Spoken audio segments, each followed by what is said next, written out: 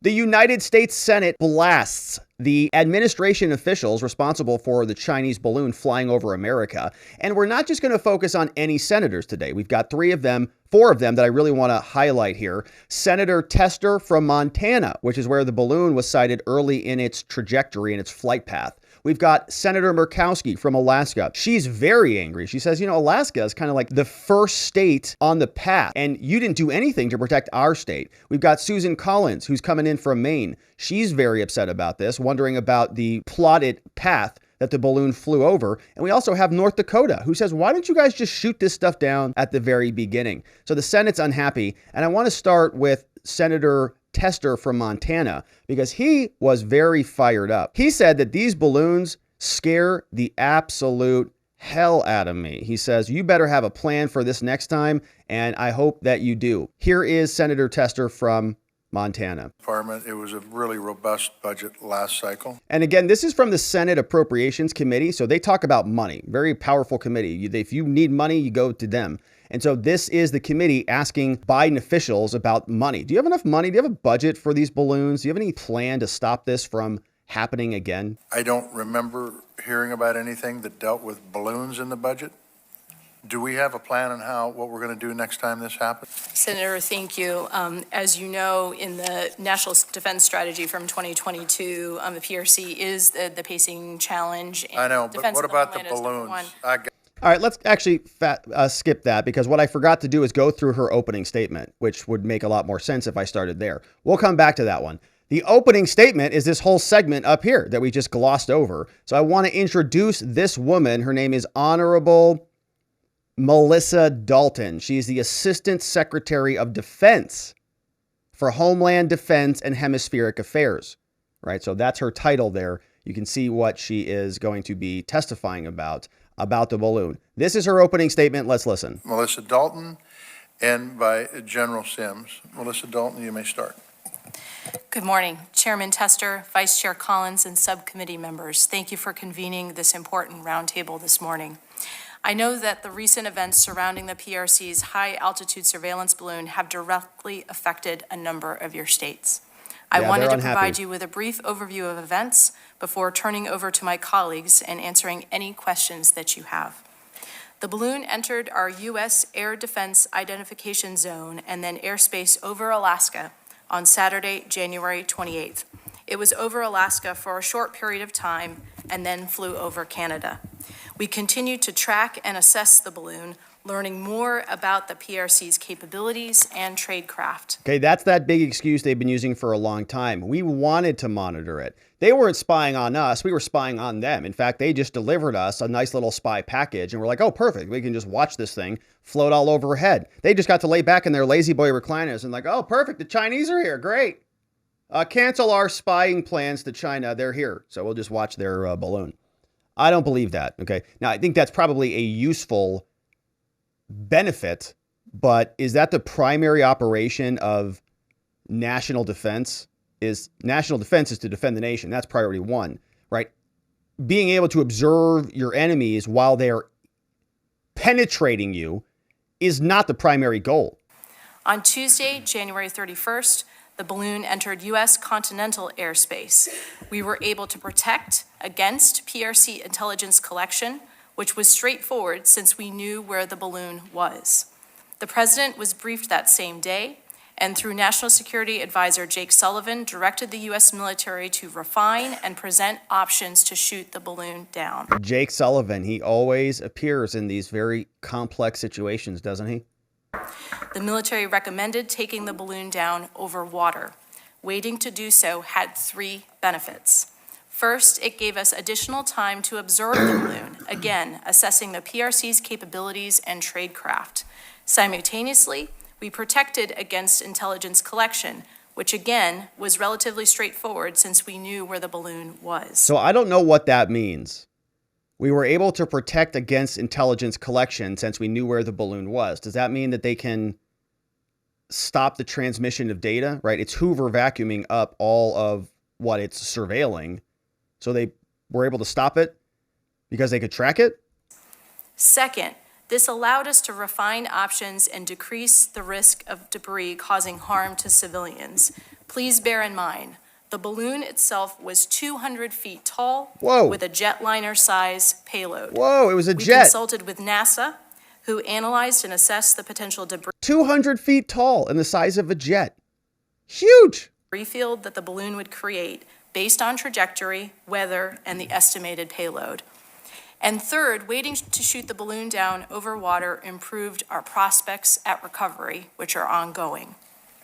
Throughout Wednesday and Thursday, we continued to track the balloon, and then on Friday, February 3rd, President Biden was briefed on the execution of a plan to shoot down the balloon once over water. This plan included the air assets that we would use to take down the balloon, as well as the joint forces we would use to recover it. He approved the plan, and throughout that night, National Security staff and the Department of Defense, including Joint Staff personnel, worked to ensure this mission was successfully executed. Throughout the night, as the President had requested, National Security Advisor Sullivan provided him with regular updates. Saturday morning, February 4th, President Biden spoke with Secretary Austin multiple times about the mission, and it was completed, as you are aware, on Saturday afternoon when the balloon was shot down and crashed in the ocean roughly 6 miles off the coast of South Carolina in our territorial waters. Due to rough seas, debris collection began on February 5th. The USS Carter Hall is collecting debris in and around where the balloon came down. The USNS Pathfinder is using sonar to map the ocean floor and search for debris. The Coast Guard is ensuring that the area is kept safe for both the public and our military personnel. Yeah, so it's still floating around there. The PRC is DOD's pacing challenge, and the PRC's irresponsible actions were visible for the American people and all of the world to see. Ultimately, we were able to collect intelligence from the balloon, we are recovering its contents, and we sent a clear message to the PRC that activity such as this is unacceptable. Yeah, they let it go through the whole country. Now, they're saying that the destruction of the balloon is the message to China. We're going to see that as a theme that comes out through the rest of this today. They're saying a lot of, well, we destroyed it. I mean, China knows we destroyed their balloon. And China, to be fair, they are very unhappy about this. We'll go to that in a bit. But this is the end of Melissa Dalton. Pete Asdew Jed Royal is here today to answer any questions you have about U.S. communications with the PRC. All right, so we'll turn it over to him. Now, this is Mr. Douglas Sims as well, LTG Director of Operations, and he gets asked some questions. I think he has a brief opening statement here as well. Ladies and gentlemen, good morning. I appreciate today's opportunity to update you on the U.S. military efforts related to the recent high-altitude balloon from the People's Republic of China. As Ms. Dalton noted, we acquired the balloon on January 28th. Following the radar acquisition of the balloon as it approached Alaska, and given the determination the balloon was not a threat to U.S. citizens or aviation traffic, and the lack of its ability to conduct significant intelligence collection at that time, the NORAD Northcom commander assessed and reported he would continue to observe and report the balloon's movements. So they let it come in. That's what he just said. They saw it. They identified it. They knew what it was. They assessed its capability to surveil. And they just said, we're just going to monitor it at that moment. Yeah, no, we see it. Yeah, it's coming in. It's coming directly at us. We'll just monitor and observe. He advised the chairman of the Joint Chiefs and the Secretary of Defense, who ensured the appropriate senior leaders were aware of the ongoing situation. Hey, guys, Chinese spy balloon is coming in. I'm just going to let it come in, all right, just so you're aware. Okay, sounds good. Let us know if anything changes. As the balloon crossed through Canada and approached the United States border, which means it flew through Alaska, the whole state of Alaska, pretty big state out there. The assessment for potential intel risk to sensitive critical U.S. sites in the upper Midwest increased, and the president asked for kinetic courses of action. In determining potential options, the risk of Chinese intelligence collection was deemed to be low to moderate. Okay, so there's a risk. That's not good. While the risk to U.S. personnel on the ground was assessed at moderate to significant. Yeah, because you don't want to blow an airliner out of the sky once it comes into Montana. It would have been a good idea to do that maybe in Alaska. The various debris field models combined with potential weaponeering. As the assessment for risk to U.S. personnel outweighed the potential intelligence loss, the recommendation was made to shoot the balloon down over an area that minimized the risk to U.S. citizens. That location was in the U.S. territorial airspace and waters off the South Carolina coast. The recommendation was approved by the president and executed by the Northcom commander using an F-22 Raptor on February 4th. The decision to shoot down the balloon in waters off South Carolina is allowing for the recovery of the balloon and its materials and the opportunity to gain additional intelligence insights on Chinese balloon and surveillance activities. There's also water. Oh, look at that. That's a nice pause, too. That's a Murkowski face. Good pause on that one, too. Shout out to C-SPAN guy. So that's fun. So Murkowski's saying, that's interesting. She's thinking to herself right here, that's very curious. You know, there's water. She's thinking about the geography of her state. She's thinking, this is curious. There's water all around our state. A lot of it, actually. Yeah, we have a whole set of islands up there, in fact, you know. Why couldn't they have shot it down out there? It is important to note, at any point along the balloon's path, the U.S. military possessed the authorities and the ability to shoot down the balloon in defense of our citizens. I look forward to your questions and appreciate the chance to be here today.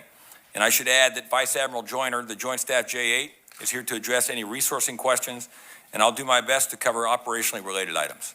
Thank you. Yeah, and this idea that the balloon is more easily retrieved in the ocean, I have, just my doubts about that. Now, we went through this analogy previously, but if you're on an airplane and you throw your phone out of the open door hatch, are you going to be able to retrieve it more easily if your phone lands on the ground or if your phone lands in the bottom of the ocean? I would prefer, if I had to make that decision, to go drop it over some flat ground. I don't know about you.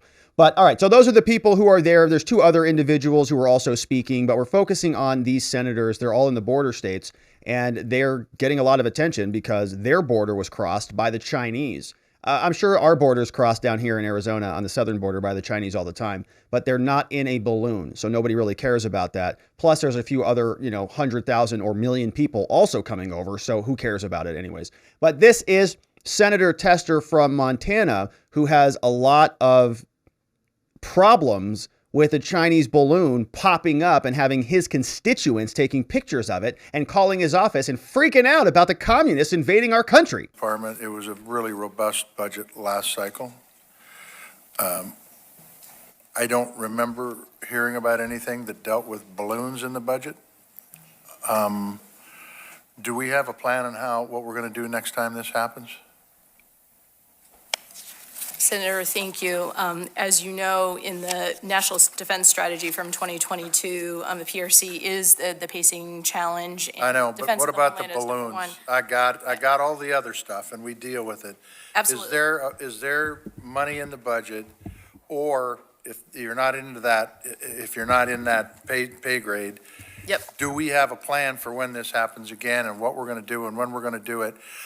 I will tell you this, and I appreciate but the truth is, we think we know what they were going to collect. We don't know. That scares the hell out of me. Yeah.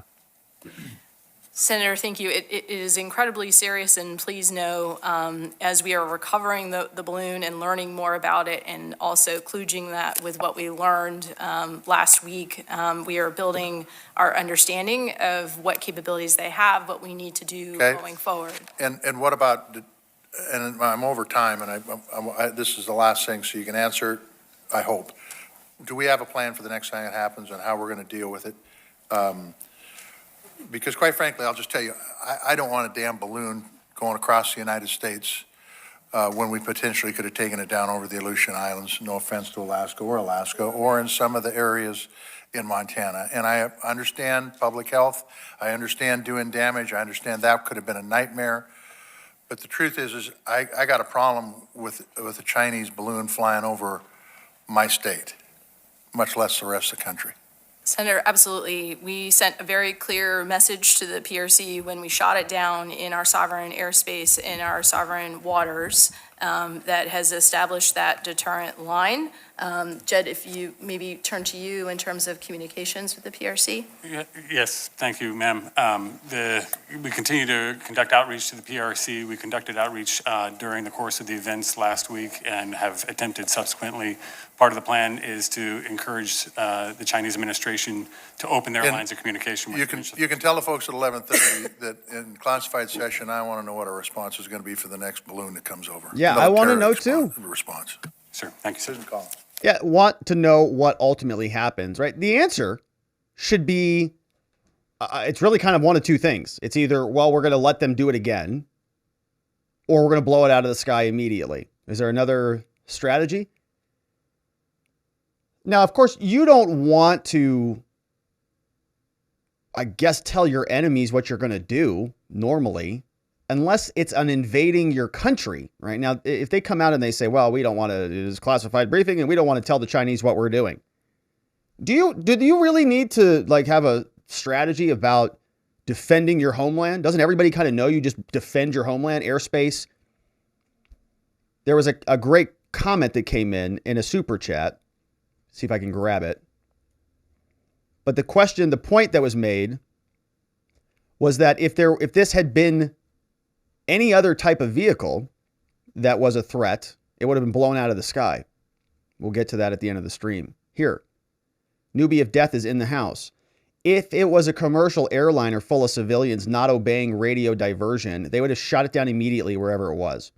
And there's a lot of good argument to that. If this was a Chinese different type of vehicle that was also threatening, maybe they would have treated it differently, or maybe not. Maybe they just say, oh, it's not that really big of a threat. Or if we blow out that airplane over us, it might land on, what is the policy?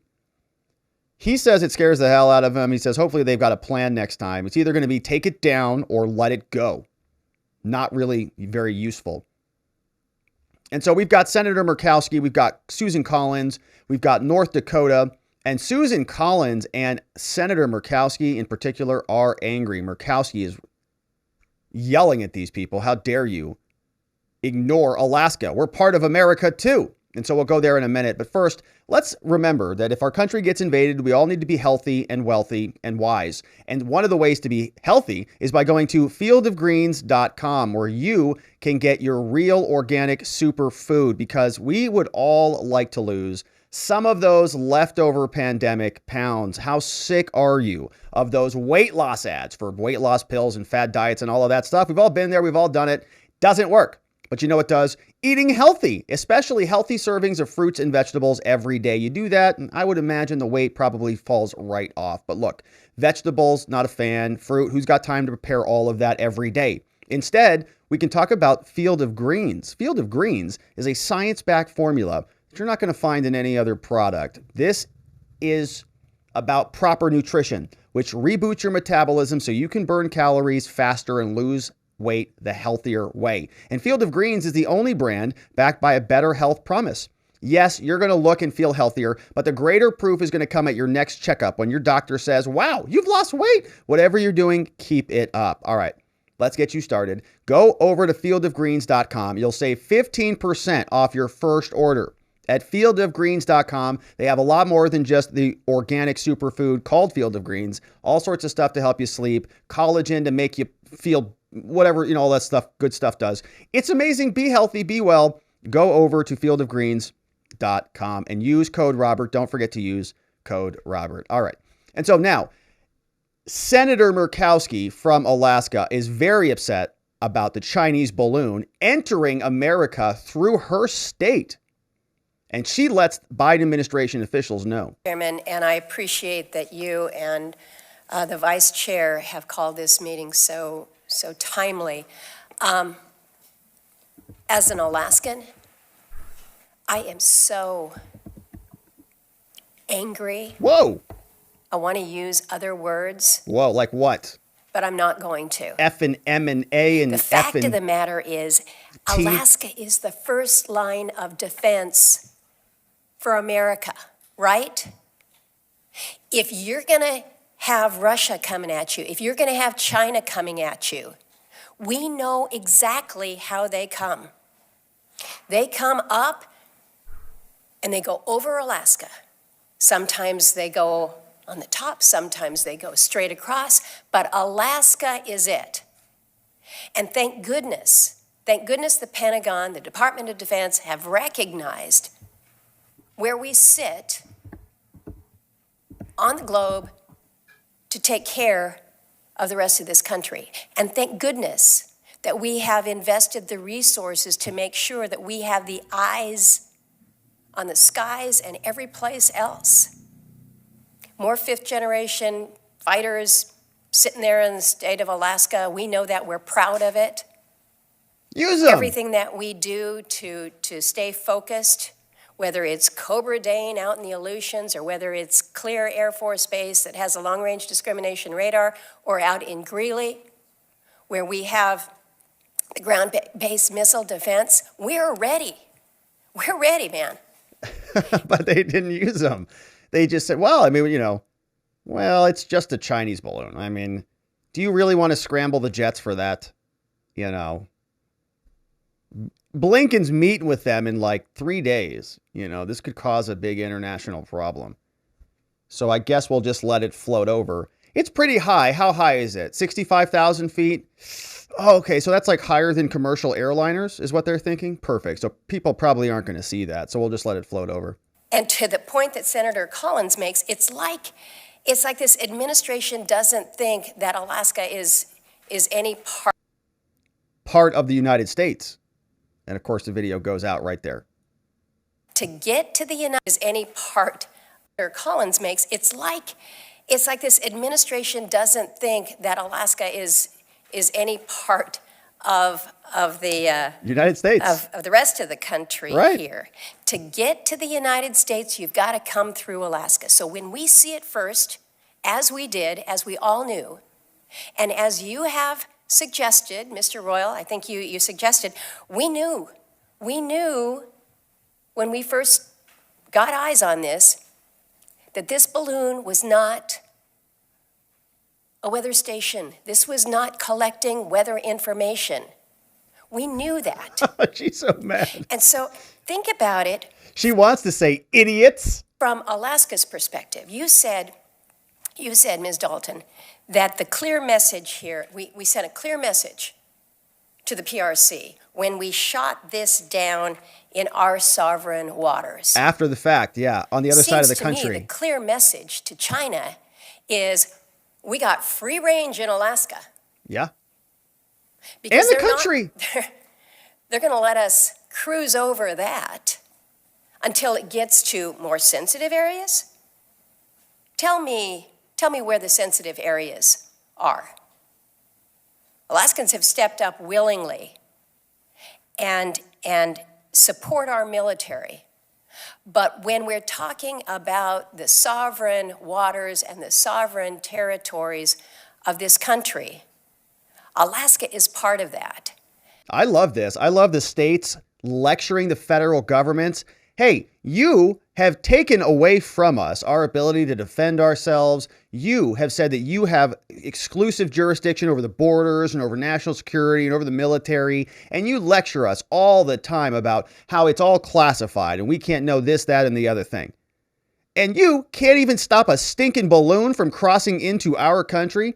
And you just allow it to mosey on over Alaska like we don't exist. We've got 2 senators. We've got a bunch of people live there who are U.S. citizens.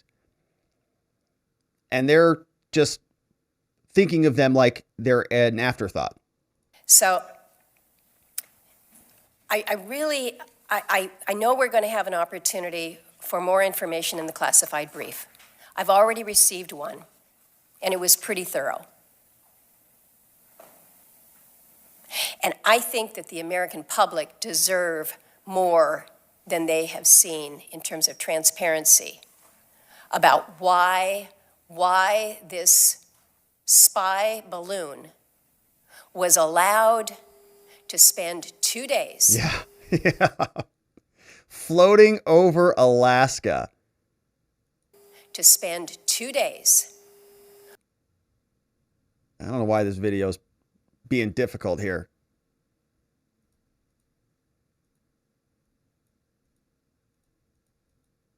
Threat to our waters and over the state of Alaska, the state that is the guardian for everybody else.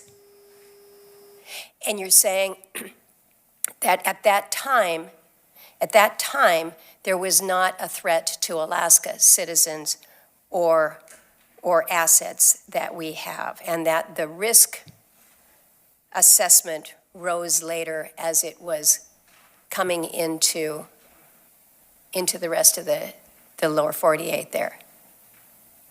You know, at what point do we say a surveillance balloon, a spy balloon coming from China is a threat to our sovereignty.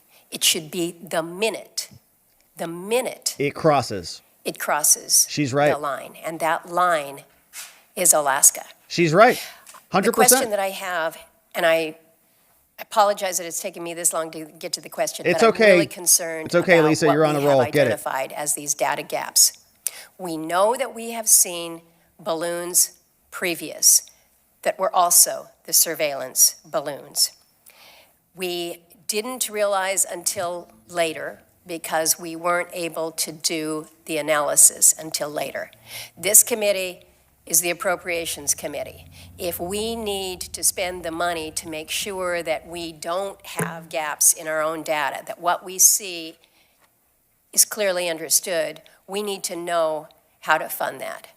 So, Mr. Chairman, I'm over my time. I don't think we'll get the answers that we need here in this subcommittee, unfortunately. No. We're going to have to get them in closed hearing, but I think people in this country deserve to know why the state that is the first line Was ignored, was forgotten, and was just left behind. So she is on a tear, and she's exactly right about that. I think that the U.S. government, right, they tell us they're in control. Don't worry about it. And they just dump on the states all the time. It doesn't matter what border it is.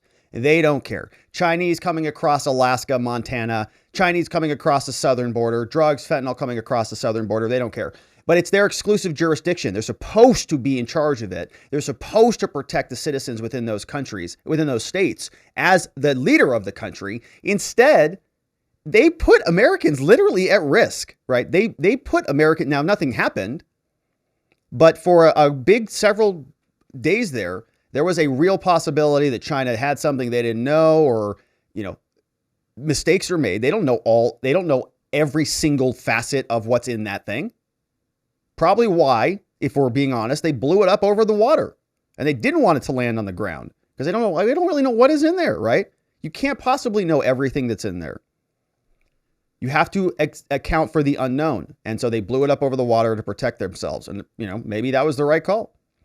But maybe they should have done it before it crossed international borders. Maybe Murkowski is dead right that they should have done it the minute it crossed the line, instead of just saying, well, we'll just let it mosey on across. Now we have another senator. This is a senator from North Dakota. His name is Senator Hoever. And he's saying, all right, guys, why did you just take this out? Like they said, just shoot it right down from the very beginning. It could have been easy. We would have avoided all of this nonsense. We have all of these hearings over a balloon that entered our airspace that could have been dealt with from day one. Fair enough. Senator from North Dakota, Senator Hoever. Secretary Dalton, I just was listening to one of your responses and then spoke with Senator Murkowski. If you had the opportunity to shoot the Chinese spy balloon down either over the remote mountains of Alaska or over water near Alaska, why didn't you? Why is it okay to have the Chinese fly some type of aircraft over Alaskan airspace? Sir, let me walk water to land first. The first would be, in terms of the water, General Van Erck again assessed that it was there was no hostile act, hostile intent, or potential impact to critical intelligence capabilities. More so, he was continuing to characterize the system. And it's for us now, looking back, there is an assertion that we were absolutely certain that it was, in fact, conducting surveillance or intended to go in a certain space. And we'll talk more about that in the next session. In the classified briefing section. So I think he's saying that they don't really know, they didn't know the intention of this balloon, where it was going. They didn't know the trajectory. And so they were treating it as much more of an unknown rather than as a known spying balloon. But those were thoughtful actions. The other piece I would add, over the land of Alaska, sir, we spent a lot of time, as you know. So didn't answer that question at all. Why don't you just shoot it down over the water? He says, well, he's kind of saying we didn't assess it to be a real threat or even worthy of shooting down at that time. Glosses over that, then answers the easier question, much easier to answer this question. Why didn't you shoot it once it got over the land? Right, because the balloon is making a beeline for the land. So it's going to have a small period of time when it crosses the barrier where it's international waters. Now it's U.S. This is the line that Murkowski's talking about. Once it crosses that line, boom, now you shoot it down. But then once it it's a buffer essentially between the international waters and the landfall. So once it crosses landfall, then it's much easier for him to explain why they didn't shoot it down, because there's people who are living on the land. That's not the question. The question is, why, when it was in that buffer zone, didn't you shoot it out? They did it on the other end. Once it came out of South Carolina and left landfall and then left land and went into the buffer zone on the other end, then they shot it down. But why not at the first setting? He doesn't want to answer that. He says, well, we didn't really know what it was doing or where it was going. Maybe they were thinking it was just going to do a little touch and go, right? Come in, up. This is American. We're just going to, sort of sweep on by and then go back out in international waters. Maybe they were thinking that, but then it made a course correction onto landfall, and they go, oh, well, now we can't shoot it down because it's going to fall and land on a bunch of poor Alaskans. Determining where we will take a shot in combat when we're fighting people who are fighting against us. And we work our way to a near zero probability of collateral damage when we take that shot. Although Alaska is in places not as inhabited as other places, it is inhabited. And at that time, we didn't understand through the modeling, if we shot that, what it would do on the ground. Ultimately, it came back to maybe a 20-mile by 20-mile piece of ground. And without being able to clear that, we wouldn't do that in combat, sir. And I think in this case, we certainly didn't want to take that chance with Alaskans or any other Americans that's pretty throughout scary. the flight path. That's pretty scary. Wow. So 20-mile by 20 miles, square miles, a lot of potential land down there, certainly. But we wouldn't even do that in combat. So I guess that means, like, if the Chinese, if you can just get some like high altitude balloons, a bunch of them, to come into the United States, the military, even in combat, doesn't want to shoot them down. Is kind of what he said, right? So I guess it means it's that much more important to shoot them down before they get into your airspace, so that he has a zero casualty probability or whatever he was talking about. Okay, all right. So we created a situation now where our adversaries are going to kind of try to figure out what they can and can't fly over our airspace. Yeah, just big hunks of metal. A balloon. What are they going to try next? UAS? Or, I mean, is that where we're at now? They're going to slippery slope. Yeah. I mean, the Russians test our airspace all the time, and you scramble fighters to interdict them because you're saying nothing can fly over our airspace. That's sovereign airspace. Yeah, so nothing. Now we're in a new day where our adversaries get to try to figure out what you're going to let fly over and what you're not. Great question. So I think, and kind of back to Senator Tester's earlier comment, I would say, first of all, we are certainly grateful for the support from this committee and for your trust, sir. I would tell you, I don't think they do trust you. That's why they're lecturing you right now. All of these people from all of these border states. You've got Montana right there, Maine right there, Alaska is Murkowski. We've got North Dakota over here. They're all pissed. that throughout this, General Van Urk and the men and women who were serving under him had American safety in mind throughout. And at any moment, had it presented some sort of intent to hurt Americans, they would have taken that balloon out of the sky. It would have happened. I would tell you that is the same should something else happen. General Van Urk, the rest of the military stands ready, whatever threats come. But we do expect that they will assess and report. And in this case, sir, he assessed and reported based on the intent and based on where it was at the time. So there's some things they can fly over or near Hawaii. There's some things they can fly over Alaska, but maybe not over California or possibly over Montana or North Dakota. It's just kind of, you decide based on the circumstance. Yeah, kind of a stupid policy, right? Because then they can just kind of do whatever they want, and there's a lot of ambiguity there, and things get lost in the mess. That's part of the problem. That's why a nice, clear, unequivocal policy is very useful. You just say, no, I mean, it's our line. If you step 1 inch over our line, you get shot down. I mean, there's no story about that, right? There's no question. It's like if your mother says, if you're home 1 minute after 9 o'clock, you're in big trouble. You know what that meant. You said, all right, you're there most of the time, else you're grounded. I think that was I'm not speaking from experience, of course. Doesn't that create a situation where our adversaries are going to test what you think can and can't fly over different or proximity to different parts of the country on a regular basis? Senator. And is that good? How are you going to prevent that kind of thing from now being tested, even more than you already are? And you're going to be are you going to start making subjective decisions about different types of aircraft and what proximity and where they can fly, what states they can and can't fly over, or Guam, or, pick a spot. This is where it seems to me we're getting into a dangerous place in terms of how this was handled. And do you guys even know what your policies are? I mean, it sounds like you just assess and report. Like, wouldn't the general just say, yeah, it's right. If it crosses our line, it gets shot down. But they also can't admit that now, right? They can't come out and say, yes, Senator, yeah, you're right. Next time this happens, we'll shoot it down, because then they would be admitting a mistake on this one. Senator, if I may, this flight was different than all the rest, and that's why we took the action that we did. To the question of building upon General... That doesn't sound good. It means that the default is to allow the Chinese to fly spy balloons over us, right? The default, I think most people would agree, especially if there's nobody on board one of these things, right? If it's a airliner full of 300 civilians, you might, have a question before you blow it out of the sky.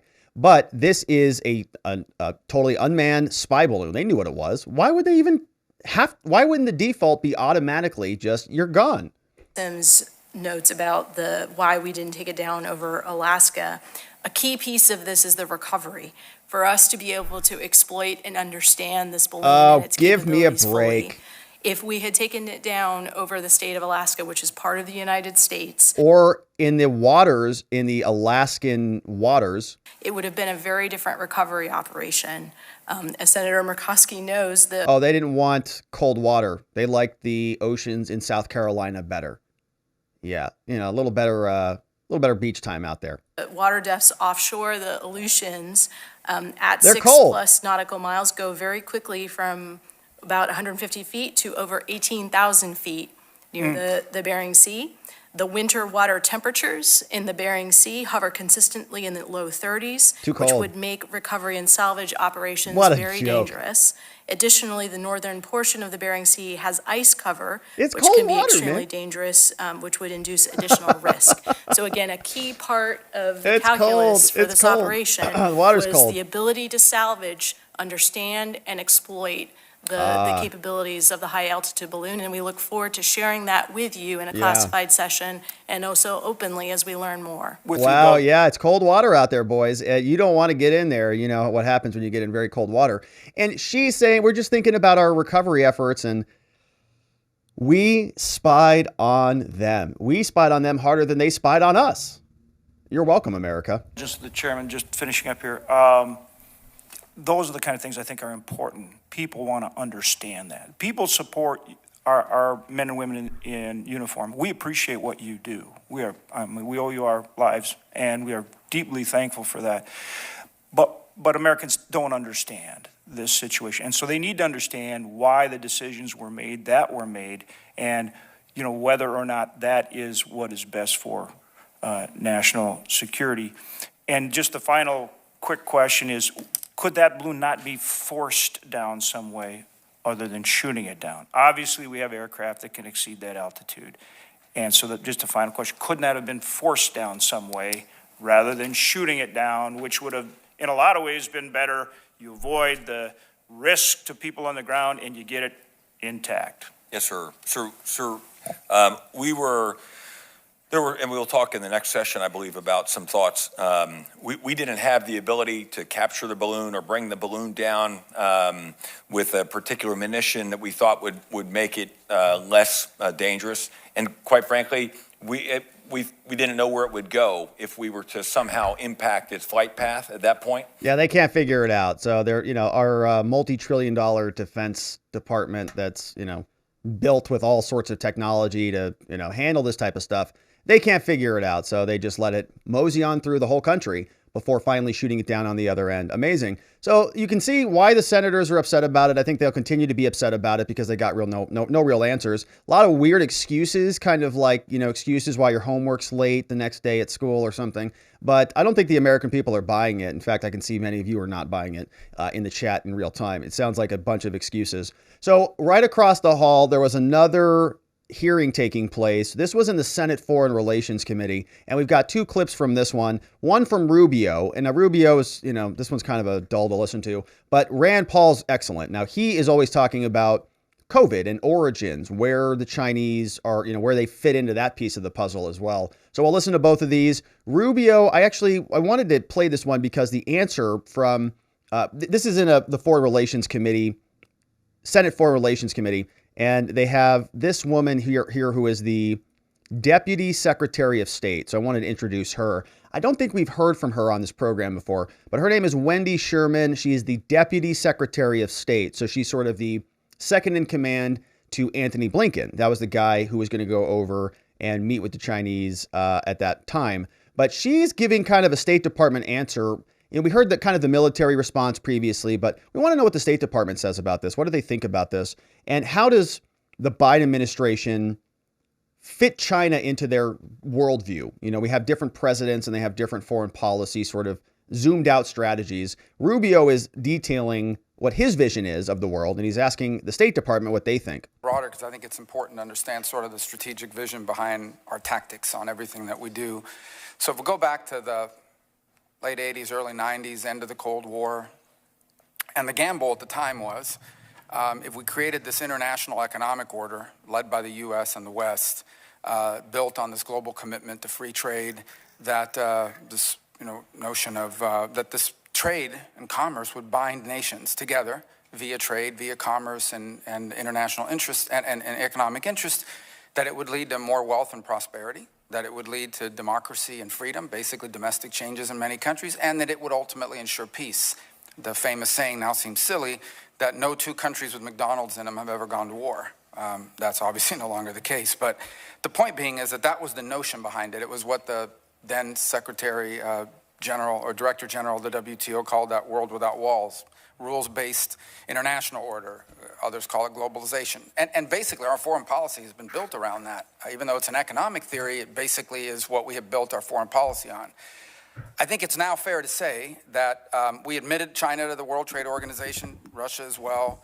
I think it's now fair to say that while wealth certainly increased, particularly in China through its export-driven economy, massive, historic, unprecedented amount of economic growth in that regard, I don't think we can say either China or Russia are more democratic. In fact, they're more autocratic. I don't think we can say that they're more peaceful. Russia has invaded Ukraine now twice, and the Chinese are conducting live fire drills off the coast of Taiwan. Yeah, nice job. So I think it's fair to say that gamble failed. Yeah, nice job. And we have now to enter. And I think the president actually hinted at some of that in his speech the other night. And we're now entering a new era. What is that new era? What is our vision now for that world? It's a good question. In which not just the global international order and world without walls did not pacify or bind nations, but in fact have now placed us into situations where autocracies, through a joint communique, are openly signaling that we need to reject Western visions of democracy and the like. So before we can talk about what we're going to do, we have to understand what our strategic vision is. What is the strategic vision of this administration on what the new order of the world is? Yeah, I think it's a great question, and I am interested in her answer. But you can sort of see these poles now forming, right, as this Russia-Ukraine war continues to escalate. Doesn't seem like that's going away anytime soon. We also know that the Chinese and the Russians and sort of the BRICS country are reconstituting their monetary policies, seemingly challenging the United States dollar. We're seeing a lot of different things happen. So what does the Biden administration plan to do in the face of all of that? I guess Secretary Sherman. Senator Rubio, that is... Can you answer that in 2 minutes and 30 seconds? Yeah, I was going to say, that's a really profound question that I It's probably a good question, can't fully answer in 2 minutes and 30 seconds. But let me say this. I think we all hoped for that vision. But what changed is that Xi Jinping is not the Xi Jinping of the 1990s that we all thought we knew. He is a man, as the president, as the secretary of defense has said, is the pacing challenge. The only country that wants to change that rules-based order that can successfully do so and are trying to make that happen. It is true that our way of life, our democracy, our belief in our values in the rules-based international order is being challenged. And we have to meet that challenge. And I believe we can meet that challenge by, as the president discussed in the State of the Union, making sure we invest in our own country, which is why the bipartisan support for the CHIPS Act, for the infrastructure bill, what we're doing in the Inflation Reduction Act, all of the bipartisan efforts that have taken place here in Congress are essential to making sure we can invest in our own country to be able to meet that competitive need. Second, that we align with our partners and allies. When President Biden began his presidency, he said that it was critical to reinvest in those partnerships and alliance, and it is paying off because we are putting forward those values. Look at what's happening in our pushing back against Russia in Ukraine. And finally, we have to What's happening? be ready to compete, which is why we have to look at supply chains and make sure we either can produce things here in our own country or we can do it with partners or allies That I agree with. ensure we have the resilience and the redundancy we need to meet this challenge. That I agree with. But it is, above all else, a challenge about our values, and it is why the president really ended his State of the Union speaking about democracy, what it means, how we have to show what that means here at home, and what it means around the world. Yeah, we don't like your idea of democracy, lady. And we don't like Biden's idea of democracy either. But it's an interesting take. You know, the response to basically the question from Rubio was that they're focusing domestically, which I think is interesting. And I think that is kind of a reality of what is happening around the world. I think you're going to see the United States really pull back, not necessarily out of a strategic desire to do it, but just because out of necessity. There's really, you know, the U.S., we've seen this, has a diminishing capacity. State capacity is diminishing. And they are seeming, you know, the United States seemingly is just mismanaging themselves into oblivion. And it pains me to say that as a U.S. citizen, unfortunately. But we have a lot of incompetence in the government that needs to be dealt with before the ship gets righted. One person who is attempting to course correct is Senator Rand Paul. Rand Paul was also on the... What happened here? I'm muted? Test. Microphone check. What the heck is going on here? I see the audio on my side. No sound. The sound is out.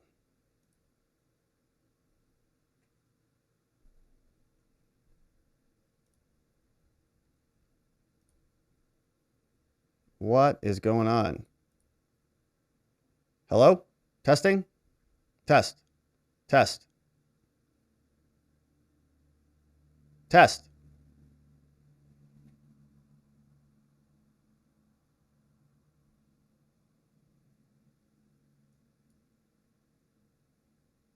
What?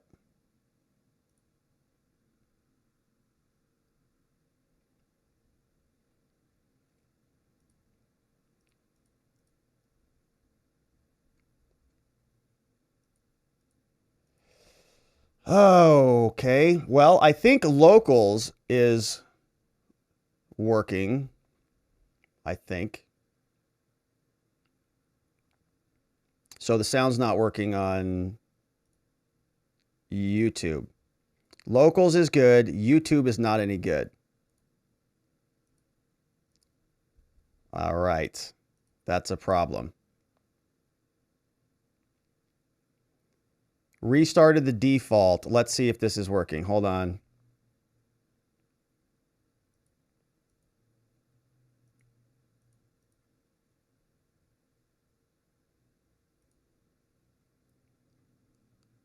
I don't know.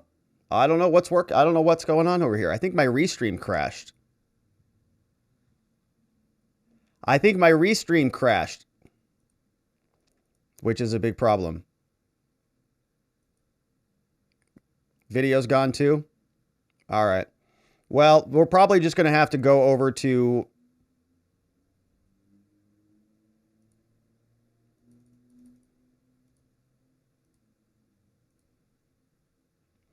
All right. It's all frozen.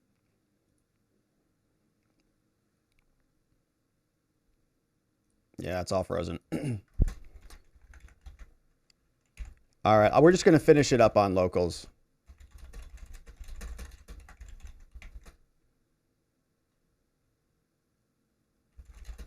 The segments will be up later tonight.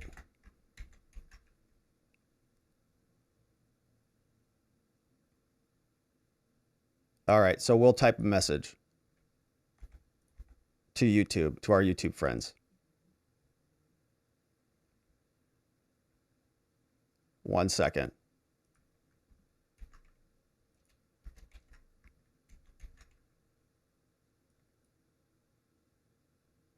All right, so we'll finish it up on locals, the segments will be up later tonight.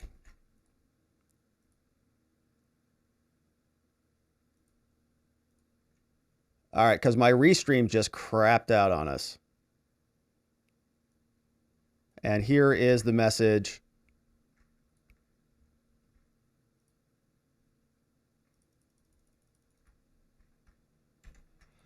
All right, so that's what we're going to do. We're going to go over to locals. I don't know what the problem is, but we're going to see you over there, everybody. See you over there.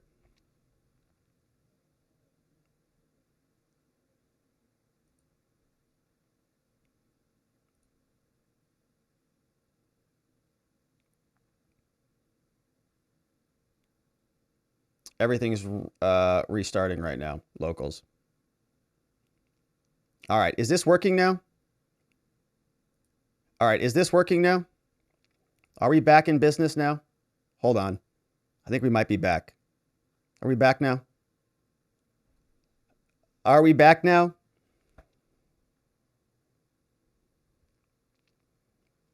Hey, it worked! Oh, gosh. Oh, yay. All right, it worked. That's great news.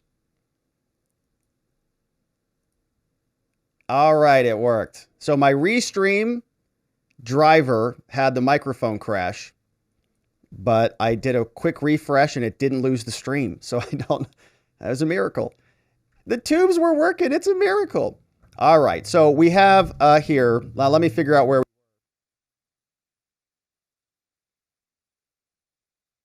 Get our bearing straight on this one. All right. Did we have Rand Paul? Did we play Rand Paul? I lost where we were. I don't think we played Rand Paul, did we? All right, so we're going to play Rand Paul now.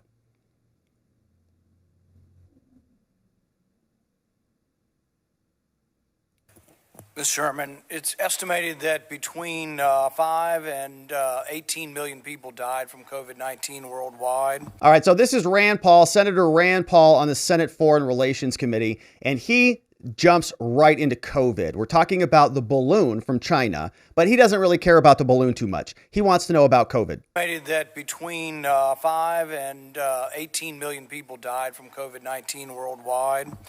To a significant number of scientists, the evidence suggests that this originated from a lab leak in Wuhan.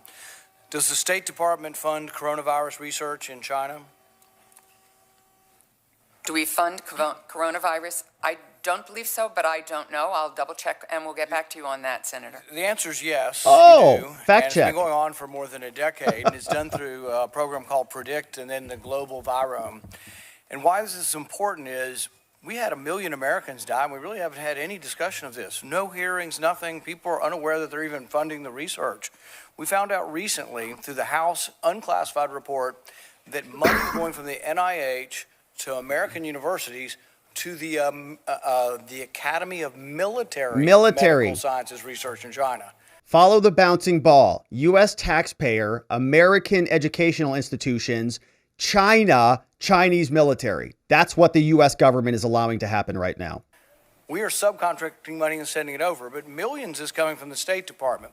So the idea is this: we will identify all the viruses in the world. We'll be safer because we identified them.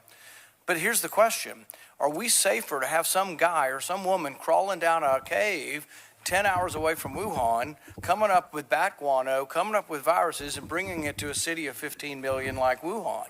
This is what's been going on for a decade. It's a setup for an accident. It's a setup for a mistake. And nobody's doing anything about it. That's all the research, the gain-of-function research. They go dig up these viruses and then put them in a bunch of petri dishes and try to figure out how it's going to evolve so they can counteract it. But the State Department doesn't even know they're funding it. Are you funding it? She says, no, I don't think so. I don't know. No, I'm not sure as far as I know. He said, you are. Hello. They don't even know where the money's going and how it's being used. Continue to fund it. The main group that's been getting this money is EcoHealth Alliance, over $100 million, a lot of it through the State Department. They continue to get money. They don't file their reports on time. They didn't stop their experiments, and yet we reward them with more money. 15 million people died, and we haven't done a thing about it. Nobody seems to care. We're not even sure we fund it. The state They don't even know. It's just like an afterthought. I think we wrote that on a sticky note somewhere. I'll have to check back in my office. I've got sticky notes all over my screens. State Department's a big funder of this project. It's a multi-decade long project, but there are scientists, as we speak, from Stanford, from MIT, from prestigious universities around the country. These are not partisans. Most of them are not Republicans who stand up and say, oh my God, what are we doing? Bringing these viruses from remote bat caves to major metropolitan areas and with no controls over this. So we've been asking for information from the State Department because we want to know more about this. U.S. Right to Know has been sending FOIA requests for 2.5 years, and they don't get anything. So, Mr. Chairman, I've sent 2 letters. 2 letters, and they don't respond to any of them. So, Mr. Chairman, I've sent 2 letters about bipartisanship. Could we not get bipartisan support for records? This is not partisan. We want to know what the U.S. State Department is funding. NIH resists our requests on their funds. The Nobody two answers. things that we know for certain that have led us to believe this came from the lab that are big came because one was leaked, and this was a DARPA request. So the Chinese researchers in China wanted from DARPA money to create a virus that, guess what, looks exactly like COVID-19. Wow. They asked for it in 2018. We turned them down. Fortunately, we did the right thing for once. We Didn't turned give them a down. bunch of money. That doesn't mean they didn't do the research. And so many scientists had an aha moment. They saw this and they said, oh my goodness, they asked for money to create something that looks almost exactly what we got. So in nature, you do not have coronaviruses that infect people that have what is called a furin cleavage site. Chinese said, give us money, we were going to stick a furin cleavage site to allow it to infect humans more. We found out that not because you let us know, or not because the NIH let us know, they still resist. Nobody This is tells top us. secret. This is classified. This is a whole problem of classification, but it's also to cover up things. So we don't know anything about the 28th thing, but we had an illegal leak that went to somebody in the media that's now public that said the Chinese wanted to create a virus just like COVID-19 in 2018. The other thing we Very know convenient. is 3 researchers in the Wuhan lab, in the Wuhan Institute of Virology, got very sick with flu-like symptoms similar to COVID in November. We only know that, though, because the Trump administration on the way out declassified it. So we have to get over all the classification. We also have to be more forthcoming. And I'm hoping the chairman will consider looking at our requests. These are not partisan. We want to know all the information about funding of research in China. We want to know the interactions. There were cables going back and forth between the State Department saying, holy cow, they're not wearing gloves, they don't wear masks and doing this research. They're doing it in what's called a BSL-2 as opposed to a BSL-4. Most of the research that we think escaped was not done in the appropriate lab. Right. And the State Department knew about it, but we've had no hearings about this. Nobody cares. They refused to give us information. 15 million people died, 1 million Americans died, and you won't give us information. They don't even know if they fund it. It's not even on their radar. They're just focused on other things like equity and diversity and inclusion. So what I would ask is look at our request. This isn't partisan. This should be about discovering the origins of this. The scientific community is about 50-50 now, and I would hope that we suspect the Chinese of not being honest and withholding information, but it's sad that the U.S. government is withholding information from its representatives. Yeah, you know that the Chinese are going to be opposed to your interest and be enemies of American interests and American liberty, but you don't expect your own government to also be colluding in on that as well. So Rand Paul's calling them out on it, rightfully so. They should tell us all about that and we should get to the bottom of it so this never happens again, and everybody who's responsible for wrecking the planet over the last several years is held accountable. So we'll continue, of course, to cover the senators as they blast China and continue to demand answers.